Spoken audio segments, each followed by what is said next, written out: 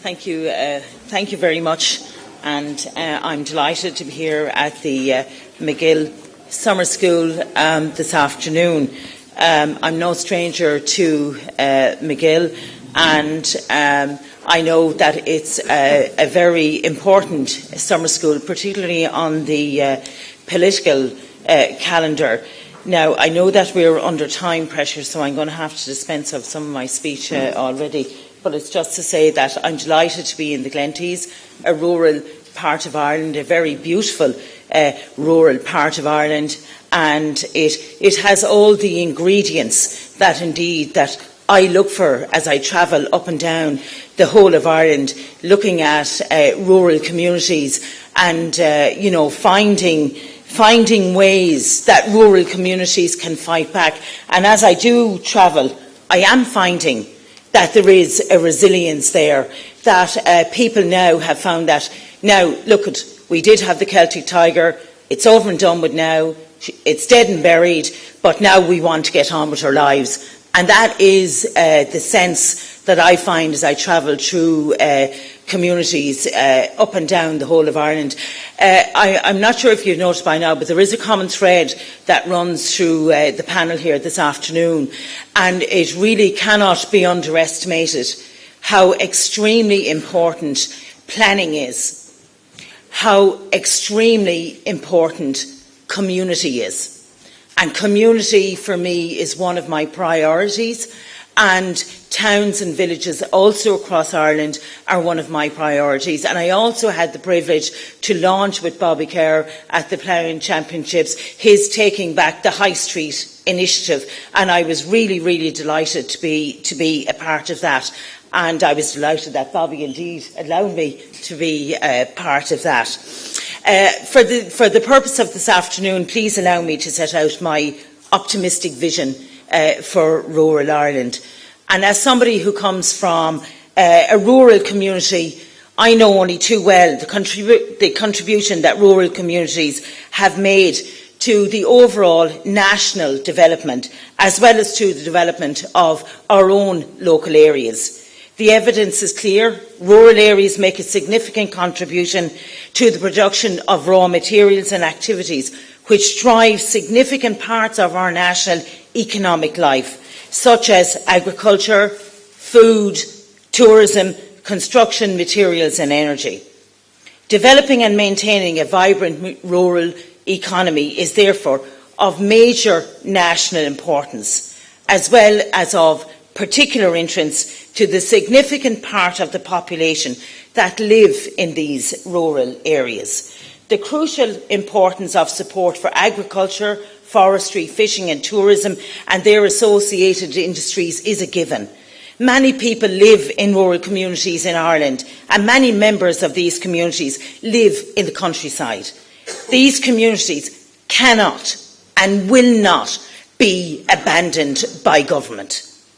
I think it's fair to say that historically, policies in relation to rural development have been sectorally based. The emphasis was more on developing a particular sector of the economy, rather than on the development of a particular area.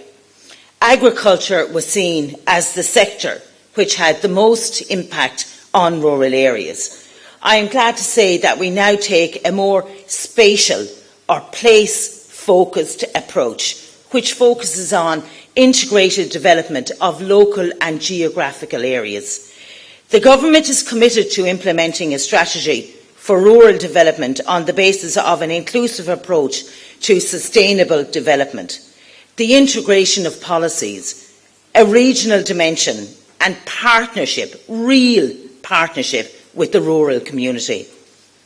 My own vision for rural Ireland is of vibrant, inhabited areas with residential communities balanced in demographic terms with regard to age and also with regard to gender. The communities living in these areas experiencing a quality of life at least as high as the quality of life experienced in urban areas, including access to a necessary range of services, and Bobby outlined very eloquently one of those particular services, that is the post office network. My vision also includes rural areas maximising their economic potential and contributing in a very positive way to the national and global programme of development, which is both beneficial today and sustainable in the longer term.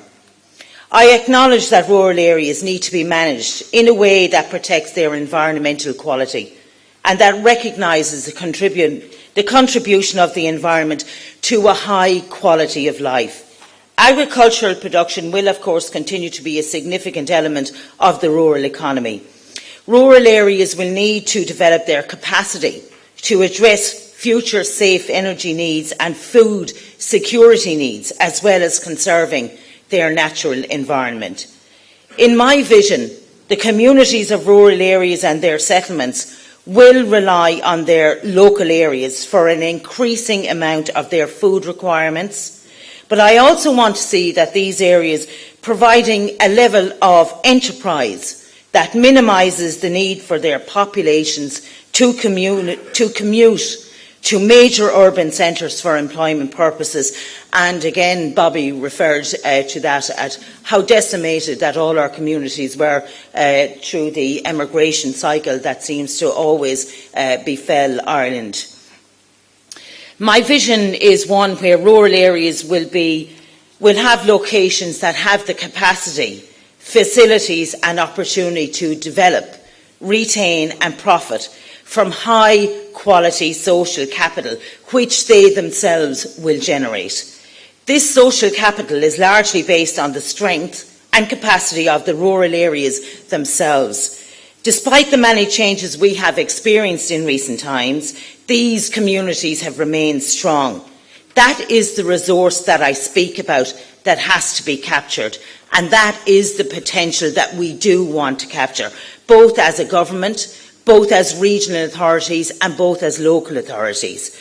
This approach is very much reflected in the recent report of the CEDRA report, which sets out a vision for rural Ireland and a roadmap for addressing the challenges that face many rural areas.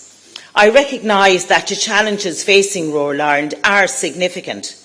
I do, however, believe that the government is already supporting ways to ensure that regions play an ongoing and active part in the development of their areas. In this context, there are a few initiatives in particular that I would like to outline here today that I believe are going to change the face of local development as a result of regional development, as we move into what I believe to be a real era of prosperity for all parts of our country. The first of those initiatives is one being rolled out by the Department of Jobs, Enterprise and Innovation, and is based on the formula used in the very successful Action Plan for Jobs at a national level. Arising from the recognition that economic recovery and jobs growth are not being experienced to the same extent in all regions, the government recently announced a 5-year, €250 million strategy as a companion to the National Action Plan for Jobs. The Action Plan for Jobs Regional specifically addresses the challenges of job creation at regional level and is based on the principle that the best way to support job creation in towns and villages across the country is to support agencies and organisations within each region to build on the particular strengths and assets of their own areas and drive new job creation strategies and projects. The objective of the new initiative is to strengthen and develop job creation in the regions by encouraging local authorities, regional bodies, higher education institutions and other public bodies, the private sector and down to the level of the communities themselves, to come forward with innovative ideas to boost job creation in their own area. So it firmly places the initiative down at community level, which is hugely important. The second initiative, I believe, will provide a strong long-term foundation for the future of both local and regional development is the drive to a much more coordinated approach to the delivery of local development funding, which my own department is leading. A key element is the remodelling of the role of local government to reflect the changing needs and structures of society, and Simon indeed has mentioned this himself. Having been given a more central role in economic development as well as in local and community development, local authorities are now ideally placed to promote an integrated and balanced approach to the social and economic development of their own areas. And indeed, Simon has demonstrated that, with his presentation about Westport and how the local authority was such a part of that. In June 2014, the system of town councils was replaced by a new system of municipal districts. This new arrangement is a radical and innovative departure in local government structures and governments in Ireland. It also has major significance for the economic and social progress of local communities. So the local authority is now going to be the driver of the local economy. A major feature of the new system is that urban centres have united with their rural hinterlands in each municipal district, which is how local government is structured throughout Europe. This reflects the importance of urban centres to the economic and social well-being of their rural hinterland, and the role that rural hinterland play in supporting the social and economic health of their settlements. So that is why the towns and villages in Ireland and their rural hinterlands are very, very important. The integration of settlement and countryside is also of great importance, and something which I hope to see reflected in a positive way in plans and strategies over the coming years. This principle is also an essential part of the Rural Economic Development Initiative, which will be reflected in the Leader local development strategies and in the local economic and community plans. A very important element of the reform of local government and its alignment with local development is the formation of autonomous local community development committees, and you've probably been hearing a lot about this recently. They are short now to LCDCs, whose role it is to ensure that funding is delivered to each area in a coordinated and a way that the areas that need it have it maximised to their needs and to their benefit. I believe that this drive towards a more coordinated approach is critical to ensure that all resources available at local and regional level are maximised and targeted where they are most needed. Participation in the development and delivery of local economic and community plans in partnership with the economic SPCs of the local authorities is a key function of the new committees, and I know that these plans are already very, very well advanced.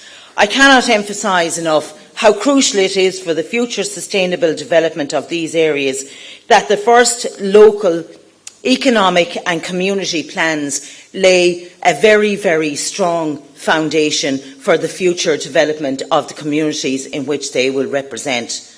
I know that the implementation of these plans will require collaboration between a wide range of agencies with communities and local authorities, and I'm committed myself to doing whatever I can to promote that collaborative approach by government departments and central agencies.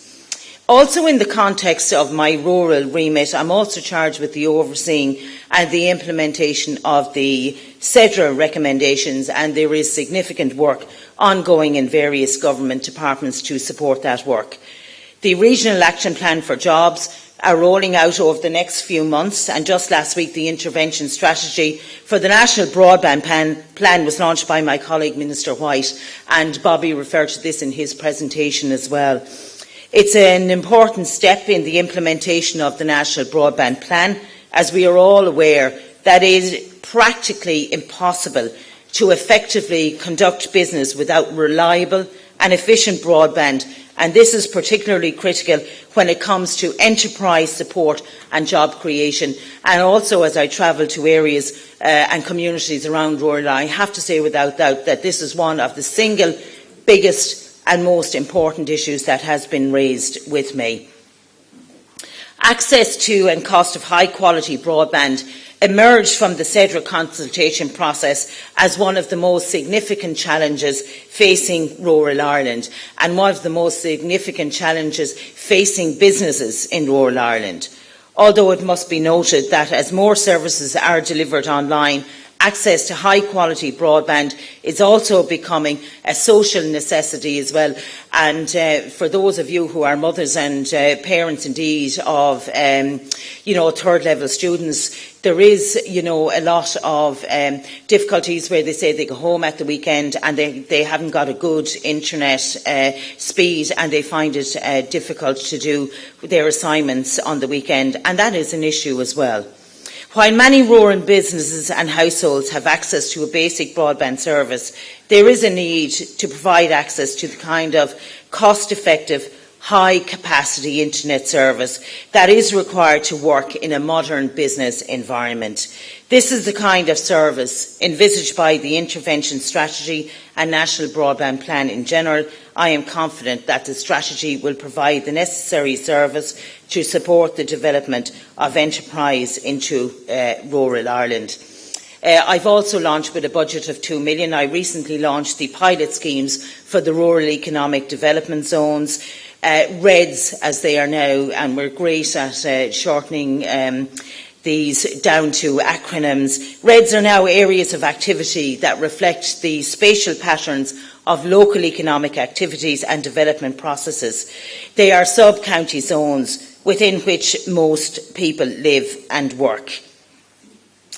I'm sure all of you are very, very familiar with the LEADER programme, and that the LEADER programme provides the ring-fenced support to rural Ireland, and how LEADER works with the communities in rural Ireland to provide sustainable development from Tipperary to Donegal and from Cork to Louth. I doubt that there is any rural community who haven't felt the benefits of LEADER since it was developed in 1991. And again, LEADER is delivered to a community-led approach through the medium of local development strategies. The government decided to allocate 7% of the overall rural development programme to the LEADER element, which is 2% more than the minimum required by the EU regulation. And this has resulted in €250 million for the period 2014 to 2020. And again, I say that is the ring-fenced government support to rural Ireland. Community initiatives require community spirit, planning and honest endeavour to survive. Involvement in community initiatives empowers people and provides them with the opportunity and framework to make a difference in the locality in which they live. And I think that Donegal is a perfect example of this. The LEADER programme facilitates this through the bottoms-up approach, which is where we want to be, that it's not Ann Phelan looking for her plan to be delivered, but it's the community themselves deciding themselves what they want for their own particular area, so that the community at all times is listened to, and it is the community plan that will be delivered. In conclusion, let me reiterate this government's commitment to rural Ireland and its development, and our commitment to addressing the challenges that the downturn presented to rural Ireland. This government is very committed to addressing the very serious economic and social setbacks that rural Ireland has experienced in recent years, with a long-term plan that will deliver jobs in rural Ireland into rich and vibrant, active communities. And this is not merely a statement of intent. And I have to also tell you my own commitment. I am also very, very passionate about rural Ireland. I live in a very rural community. I have seen at first hand the ravages that have taken place in rural Ireland, and we can all look to the past, and I could stand here in front of you and ream off all of the mistakes that I felt we made through planning, through whatever, government policies that didn't support rural Ireland, but I choose to see the glass half full. And that is the way I want to impart onto you today that we will deliver for rural Ireland in government. Thank you very much.